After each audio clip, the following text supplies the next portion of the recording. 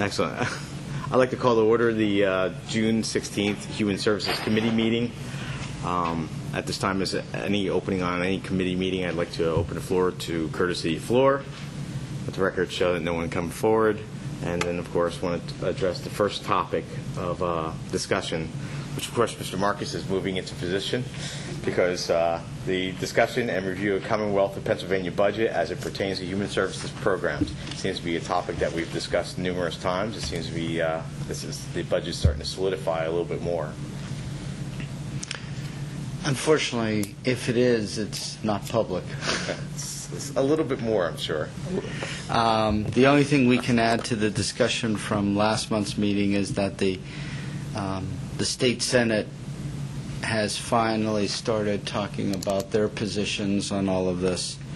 And the most interesting part, as far as we're concerned, is that for the first time, one of the branches of government are talking about going into the reserves, the surplus of the state, which is estimated to be around $540 million, which is much greater than Governor Corbett expected it to be. So they're saying if it's that great of a surplus, why not use it to potentially deal with some of these cuts? So the State House and the governor had refused to talk about using the surplus. So that in and of itself is something interesting. But other than that, I've not heard of any movement in resolving the differences between the two houses of the General Assembly and the governor. Ross, sometimes when you come here, it's not very positive messages that you give us. I know. Starting to see a pattern here, especially with this budget and everything. I know. But thank you for continuing to come back. Yeah, I think this is, as much as the governor wanted to avoid this, because if you remember, when he first proposed the budget, he had talked about having a budget done by Memorial Day. So as much as he had those intentions, I rather suspect we're going to get close to June 30th before we have a budget. But at that one meeting where we had the state representatives that were there in South Bethlehem, they had spoke about mid-June, so June 30th doesn't. It's coming up pretty fast. I mean, I anticipated the budget would be approved by now if they were their predictions were accurate, of course. Because usually the legislature is not in session at the end of a week, so next time they're in session, it will be the 20th. So they'll have about a week and a half to get the budget done. It's good work if you can get it.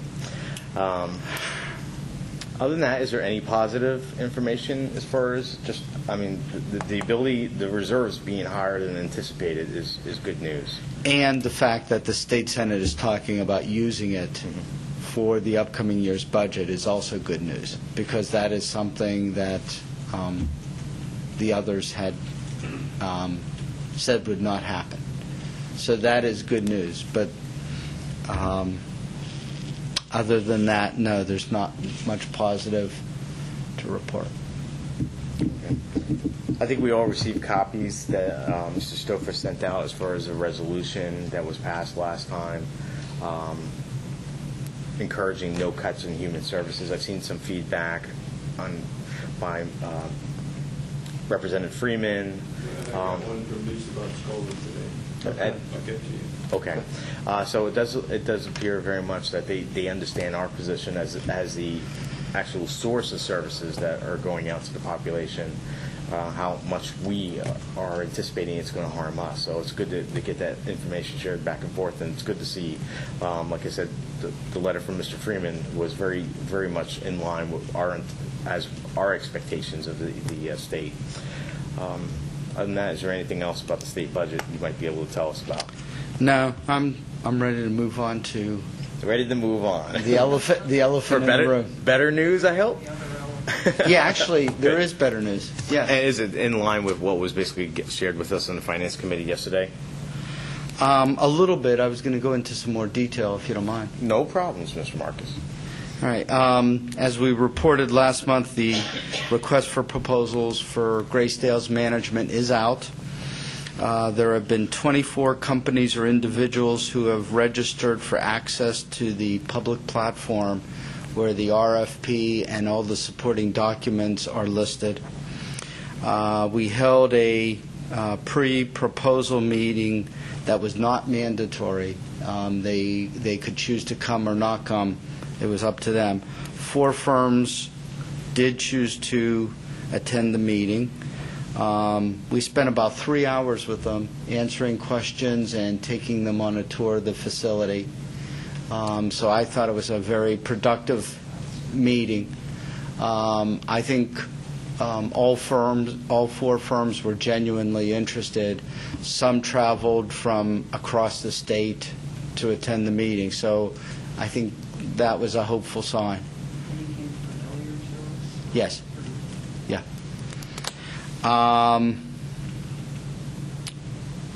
Since then, they were asked that if they had any other questions that they should post them on public platform and that we would respond. We've had about 30 questions posted, and we've been, I think, pretty diligent about quick turnaround and responding. Of the 30, we've already responded to 29 of the 30 questions. So we only have 1 more to do. And they come in fairly regularly.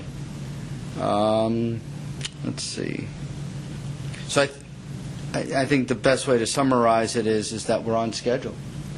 So the public opening of the responses will be on June 30th, which is Thursday, 2 weeks from today, and 2 p.m. in purchasing if anyone is interested in attending. Yes. Now all that will happen there is it'll be a reading of who submitted proposals, their names and addresses. Because again, this one is a much more detailed request for proposal in that they're going to have to submit quite a bit of information. And so you are not going to get an idea of how they stand at that meeting. I have a question about, you have about 30 questions that have been posted on the website public platform.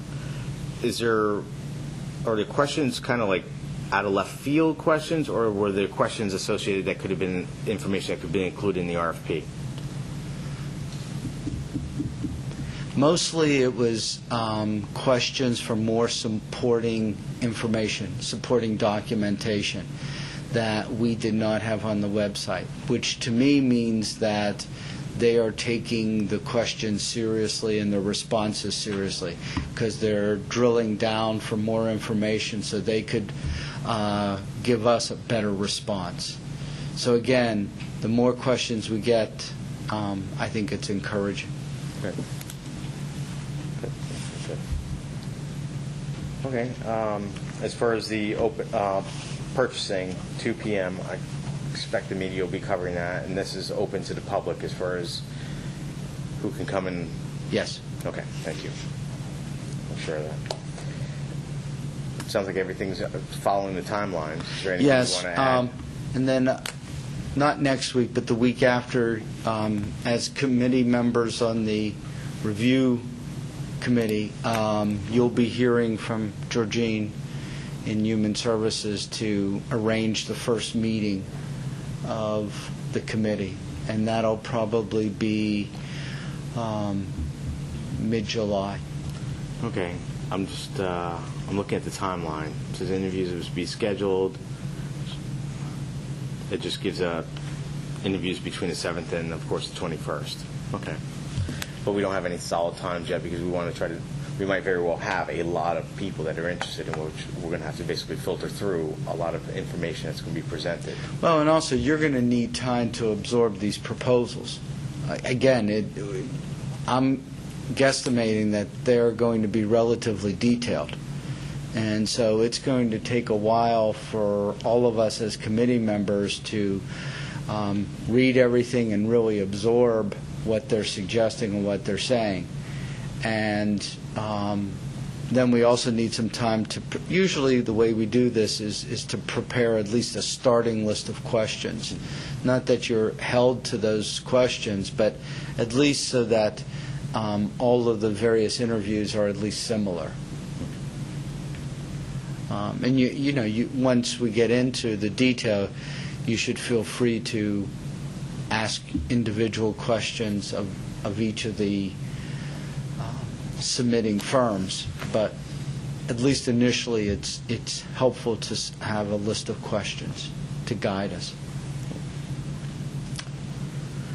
The budget that's coming before us, you gave us basically oversight, generalization that you are planning on having a resolution before us as far as for your ability to spend Medicaid, Medicare, private money for the remainder of the year. Have you worked out the final details, and how soon before that will be for council? I'll have to check with Duran on that because we have submitted them to Fiscal Affairs. So now the Greystone information will be part of the first budget amendment. If you remember, there's budget amendments periodically throughout the year. And this will be part of the first budget amendment that is being submitted to council. So it'll have to be in July because I'm getting concerned about our ability to continue to do business at Greystone because, again, we're running on a half-year budget. So we're going to run out of spending authority if we don't have a budget amendment end of July or beginning of August. And we don't want that. Please correct me. If you're being held to the 6-month spending authorization, if the resolution comes to us in July, what are you doing for those few weeks? Oh, we'll be fine. We have enough money. We're underspent enough that we can go into July. I just don't want to push our luck and run out of money. Okay. But we're fine. But you're still, during that period, you still have the ability to bill Medicaid, Medicare? Yes. We always have the ability to bill. What we're lacking is the ability to spend. Which would be not really bad as a taxpayer. You can see. Well, but I understand. We still have to take care of people. Right. It was just kind of, that'd be like a bumper sticker or something. Yeah. I'm sorry, Peggy. Do you have any questions or anything? No, I really don't. Okay. Does it seem like It's pretty straightforward. yes? Yeah. Worry about the state budget. I will say, though, when I called all the legislators, nobody wanted to commit for the 1st of July, beginning of July, so I don't think they're as optimistic as they think they were originally. Oh, to have a state budget? Mm-hmm. Okay. They're keeping their calendars on a tentative basis. Okay. Again, though, I know I said it twice yesterday, but just one more time to make sure it's in the record. Disclaimer? Yes. I'm going to get it like a tattoo or something. Yeah. You keep saying it so often, Yeah. Cute well, card. I just want to make sure everyone's Hold hearing. I just want to make sure everyone's hearing me. That just because we are. I'm sorry. What'd you say? Yeah, that's the problem. Is nobody's going to remember this in October, November when I come back with an amendment. We're a team here, Mr. Marcus, and if you have some problems with the budget mid-year, we're always willing to listen, I'm sure. Okay. Okay, so look forward to that. Is there anything else on Greystone that should be brought? Yeah, there is one thing about the budget amendment that I forgot to mention yesterday. There will be a second budget amendment for Greystone, and it'll be for $376,000, and it's for a CCAP technology grant.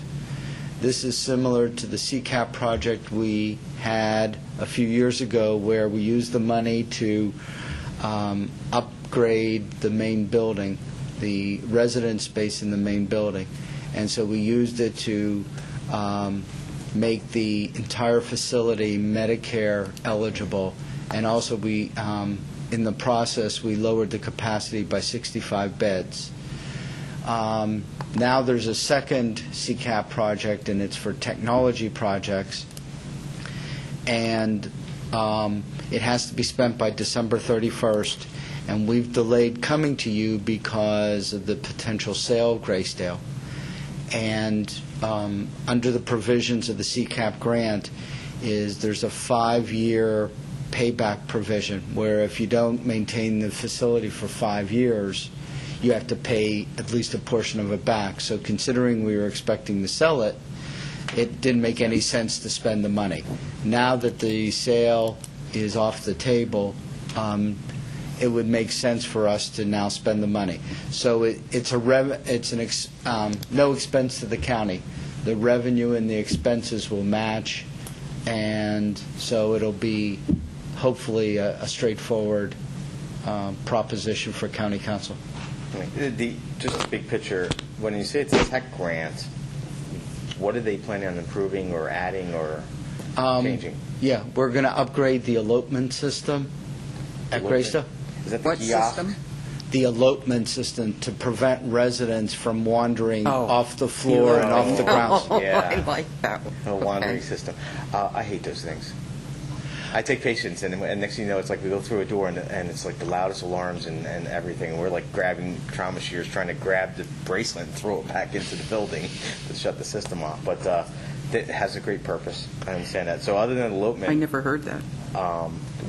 what else? That it's going to cost that. Because of Graysdale's many exits and different floors, because people shouldn't be getting in the elevator in certain areas.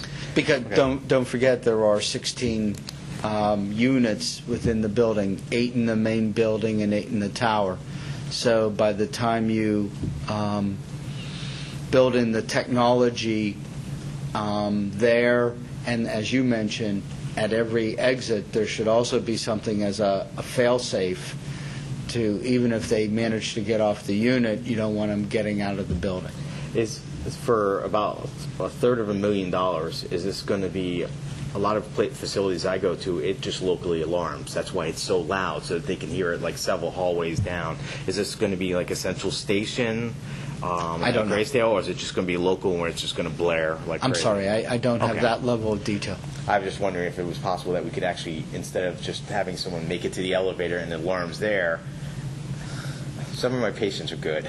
Right? As soon as they alarm, they realize that it's time to get rid of the bracelet, or they forget about it, and they have this period of lucidness where they might just jump off the elevator, jump down another floor, and see if there's a stairway. So I was just wondering if there was a way to kind of just, it was more than one location. That's all. Okay, so that's good news. And you said there's a 5-year repayment, and it's got to be spent by the 31st. And Yeah, now when if- should that be? If we do not sell the facility within 5 years, it's a self-forgiving grant, so the loan becomes a grant at 5 years. Are we doing all of Graysdale, or are we going to section off for, particularly where I go, where they have this as Alzheimer's units, where people kind of, is this going to be everywhere in the whole building?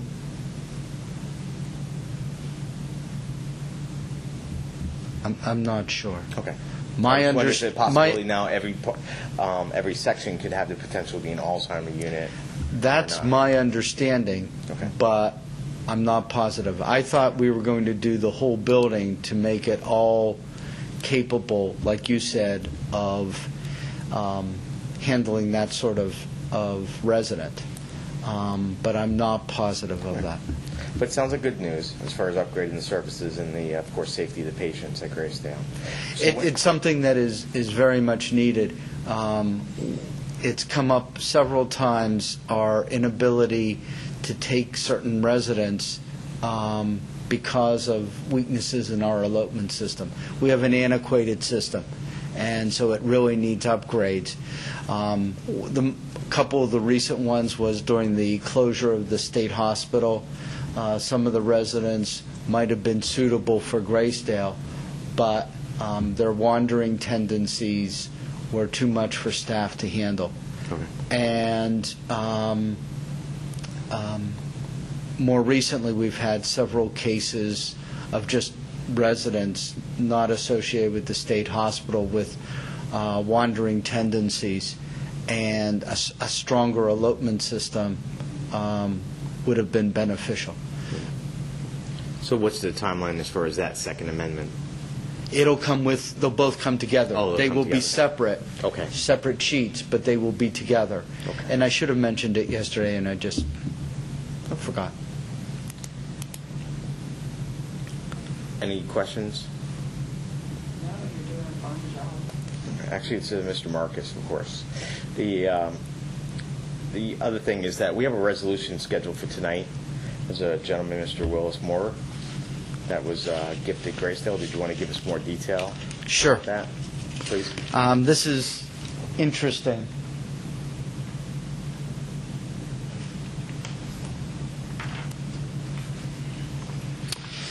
Mr. Moore was a resident of Graysdale for 48 years. He had the longest residency of anyone at Graysdale since it became a certified nursing facility, which I believe was 1951.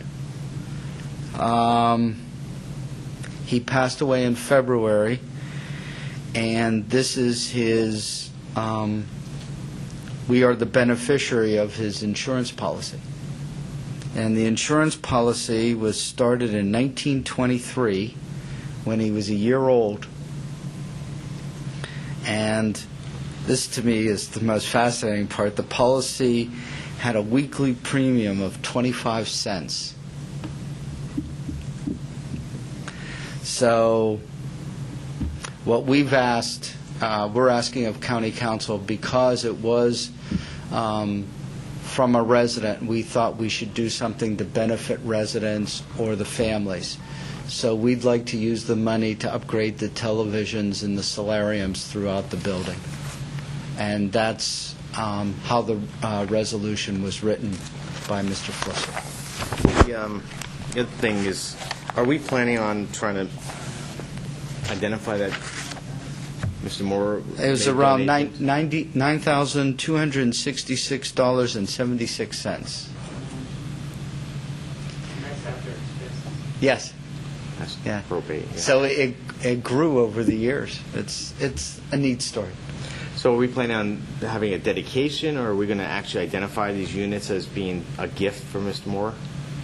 We Maybe could. a little brass plaque or Sure, something. we could do that. Okay. Because what it is just that he's not with us, of course, but going forward, it's a nice, good reflection upon residents that are there and the staff, and of course the custodians of the facility administration council about how at least somebody enjoyed his time Yeah. there, and It was his being home. cared for. It's his home for 48 years. Yeah, it was his home. Ross, why don't you talk about the TV thing? Why are we spending $75,000 for TV? Yeah. One of the things is in the tower, only the beds along the one wall have access to television. Not all beds in the tower have access to television. So what we're doing now to help as far as recruitment of residents is we are equipping it so that every bed in the tower will be able to have their own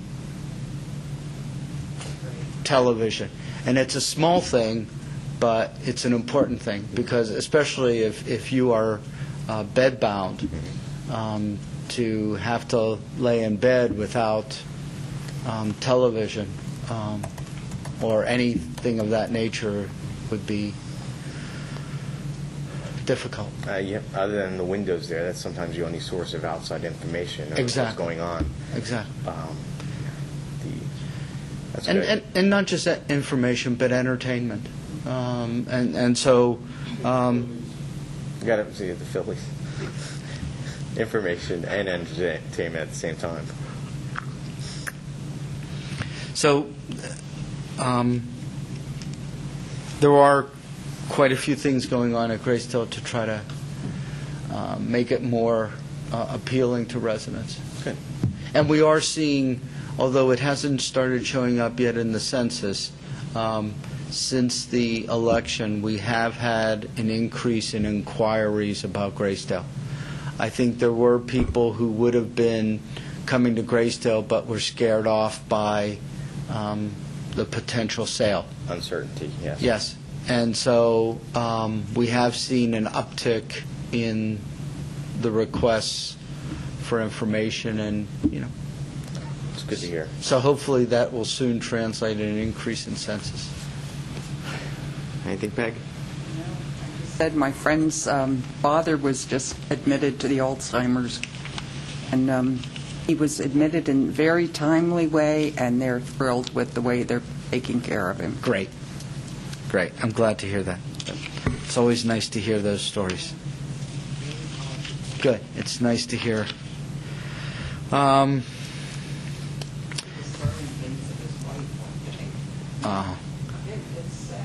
It is. It's very sad to see. Just since we have some time, one other matter. What's that? I'm not sure, Peg, I think you were here, but I'm not sure you were here, Tom, at the part when we were talking about the wage scales on tonight's agenda. Were you here for that? The fiscal meeting, personnel meeting yesterday. Yeah. Yes, I was. Oh, you were? Okay. Yes, All I right. was. I just wanted to make sure everyone... I believe a lot of people from council was here at the time. The only people that weren't here, I believe, was Mr. Dowd, Mr. McClure. That was it. I think most of us were all here Right. in order to understand it. Yes, you made Okay. a very good argument for it, so I look forward to the opportunity to vote on it. Okay. Thank you. Yeah. And as far as I know, that's everything, unless you have other questions about things that are going on in Human Services. I saw a hand raised behind you. Considering he's your boss, I'll give him enough time.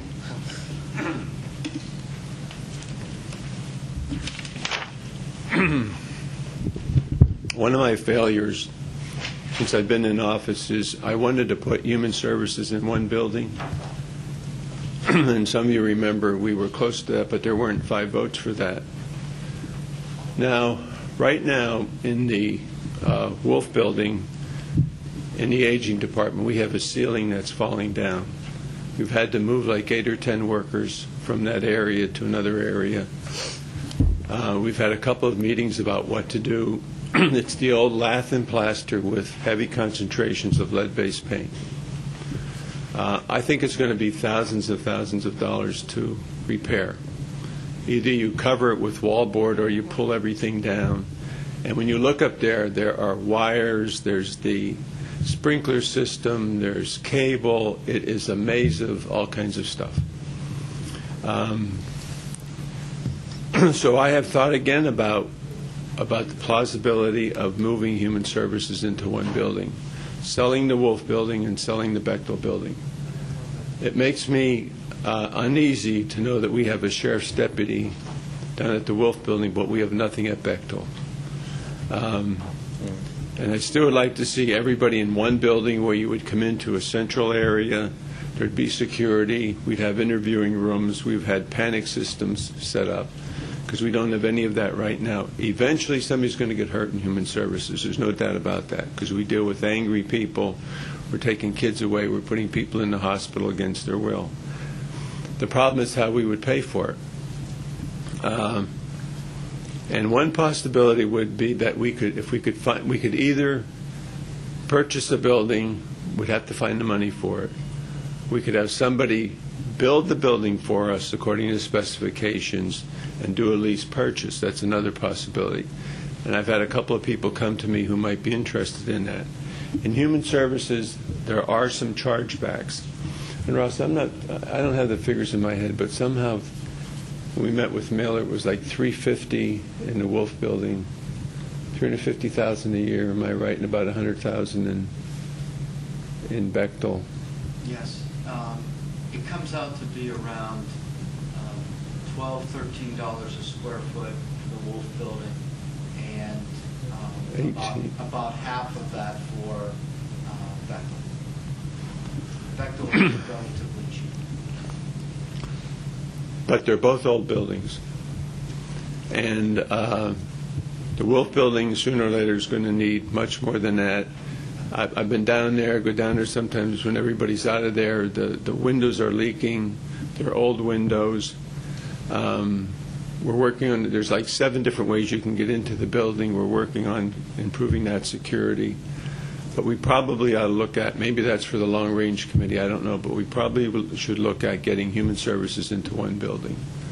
And that makes a whole lot of sense to me to do that, because people don't know necessarily always which building to go to. And I think the efficiencies would be significant if we could have everybody at, one spot. So I don't want to put. Like a good idea. I don't want to put Trying to figure out how to hundreds make of it happen. thousands of dollars into Wolf. I mean, I don't want to do that because it's a beautiful building from the outside, but it's very inefficient inside. A lot of open space, and we have people cramped in there pretty much like sardines. They don't have a lot of working space. But the drop ceilings, I mean, we've had some of this plaster fall off actually, and some big chunks, but we have it all cordoned off now and sealed off. But what I've learned about lead-based paint is this, that whereas asbestos will float in the air, and you have to worry about it in the air, the lead will always go to the floor. And you can vacuum a floor with lead in it as much as you want to, and you don't get all the lead out of it. There are not standards for adults for lead, but there are standards for children. And even when you vacuum a floor for the lead-based, and the reason kids bite into lead-based paint is because I'm told it's sweet. It's very sweet. And but just like we've learned with criminal division, I mean, we're behind schedule a little bit because when we went to do the work, we found all this lead-based paint.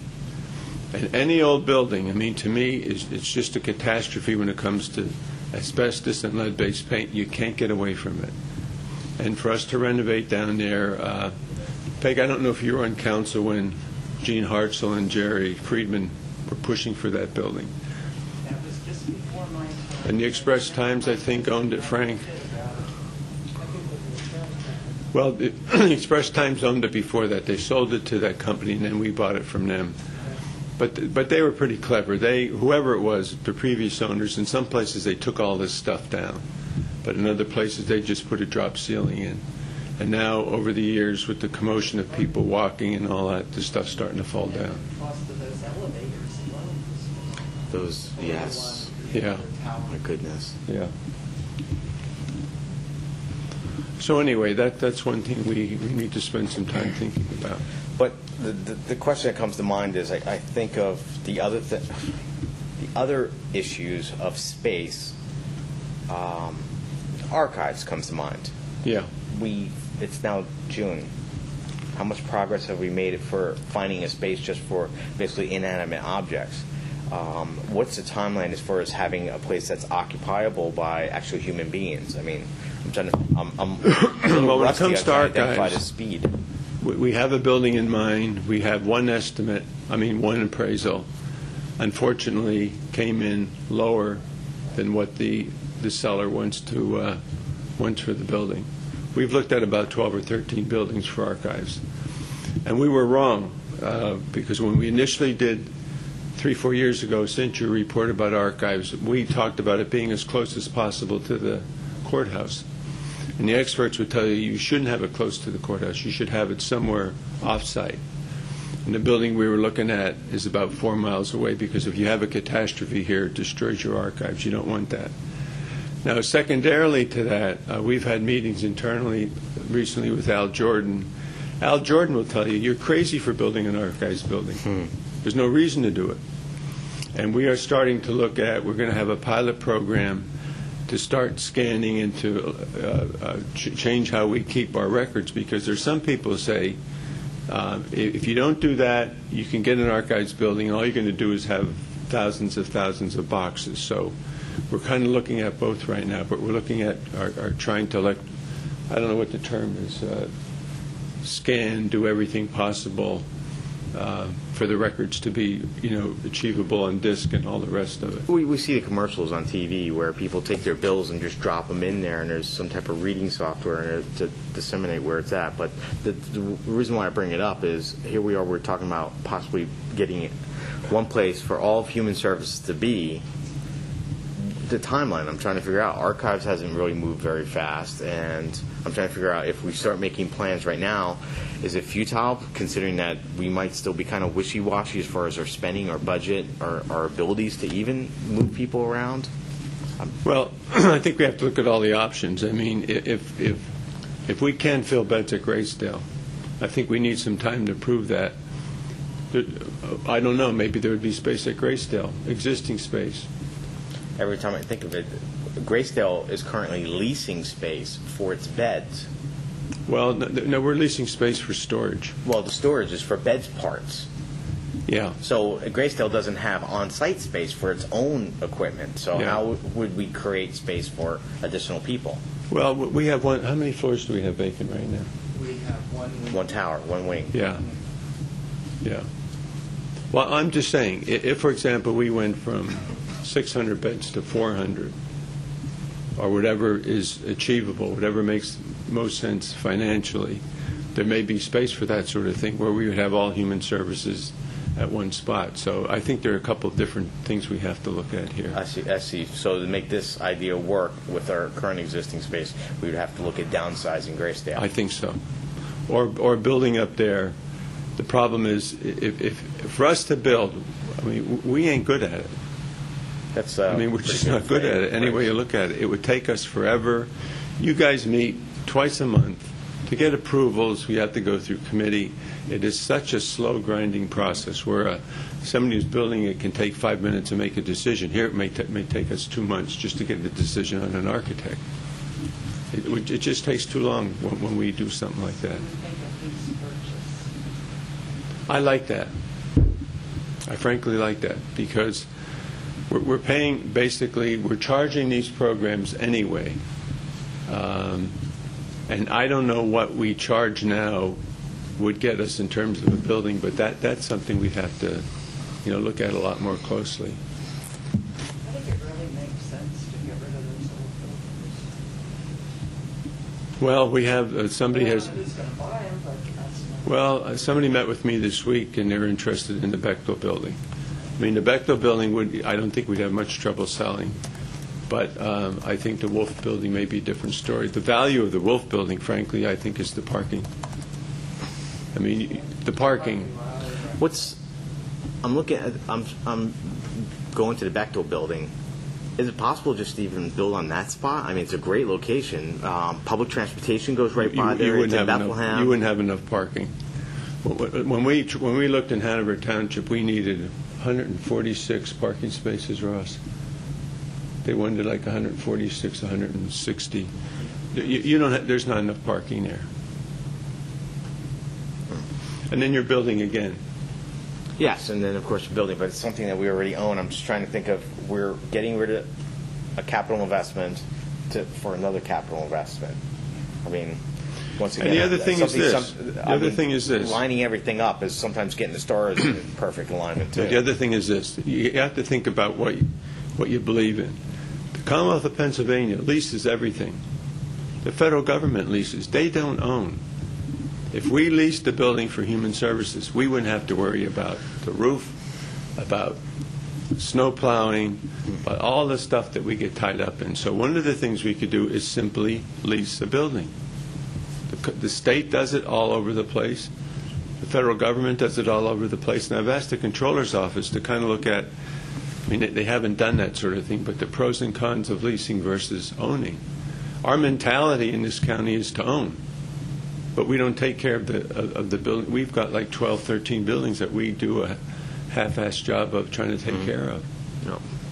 No argument. That's what appeals to me about West Easton. We wouldn't have, the landlord would be taking care of a lot of the stuff that now we take care of and have to worry about. So there's 5 or 6 options you can look at. One would be simply, there are a lot of places that are empty right now. You just go, you lease it, we move everybody in. Probably you could do that in 6 months. But I don't want to go down the track if there aren't 5 votes for it. I mean, we did this once, and it didn't get anywhere. We spent a lot of time on that. There's a lot of empty lots. Yeah. And one thing I believe in is, I know Ross and I disagree about this a little bit. I think our clients deserve a nice place to go to. I mean, a lot of them don't have a decent life, have a lot of problems, but when they go for help, I think they should have a first-class building. At least we can give that to Well, them. not only that, it's I think our employees very well, deserve a building where they don't have to worry about being a hazmat site or anything. Yeah. So that's very important as well, Yeah. and that's just day-to-day stuff.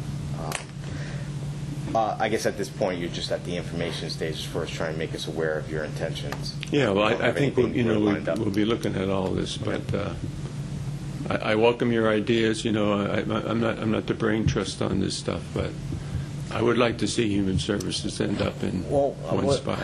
The thing, if we're thinking out loud, if I remember, Bechtel, I believe a lot of that space is eaten up by records, isn't it? I mean, it's not even like by human beings, is it? No, Isn't a lot not of space Bechtel. just like file cabinets there? Wolf is that way. Okay. If you want an experience, go into the basement at Wolf. There must be, That was good. no, there must be 500-600 file cabinets. It's just amazing to look at. Like, where the hell did all this come from? It is remarkable. There's 500-600 file cabinets in the basement of that building. Okay. And Bechtel's not the same. So these No. were actually people who were moving around. These file I mean, cabinets. it's not that we don't have file cabinets over there, but not like the Wolf like- building. Seems antiquated. Pardon? It seems antiquated to keep records of. Well, some you have to. Children and youth adoption records, death records, you have to keep. But a lot of them, and they do purge. But I think there's like some records you have to keep for 5 years, 7 years, 3 years. There's different parameters that the state puts on you. And what you don't realize is, Ross and his department deals with 14, 16,000 county residents. We deal with a lot of people. It's not that we're dealing with 500. We're dealing with 14, 15,000 people.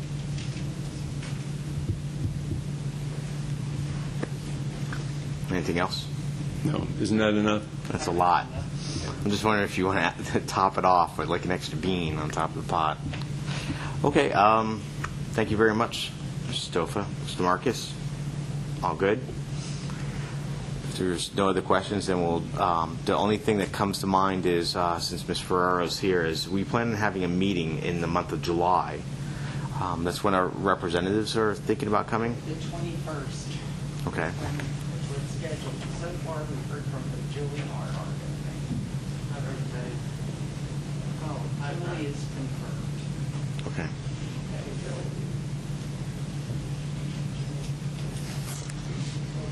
Oh, yeah. And Tom, what's on that agenda? Bob Freeman. Actually, I think it's Human Services meeting with some of our state representatives in order to Services and intergovernmental at the same time, Human Services and intergovernmental together. and try to open up the lines of dialogue as far as 4 o'clock. identifying the yes, I'm looking at it. It's the third Thursday, so it would be scheduled 4 o'clock. To just try to show there is a relationship, what cause and effect. What they do in Harrisburg very much affects our ability to meet the needs of our local citizens, and that's basically, I think, the agenda. Well, I think you ought to expand that to not just human services, but the other issues as well. As long as you get them in the same room without. Well, I think it's the intergovernmental is the broad part. I'm just thinking about from Human Services point. Okay, so we have one confirmed. We don't have the training room anymore. After July 15th, we'll have it back. After July 15th, we'll have it back. Perfect. Really? That might be a better spot for more informal around the table. Same level, yes. Do you have to advertise it? Oh, we will. But it doesn't matter if we change location. Okay. I want to get in trouble. Okay, if that's it. Anything else, Ms. Ferraro? No? Then I'll adjourn the meeting for June 2011. Thank you very much, everybody.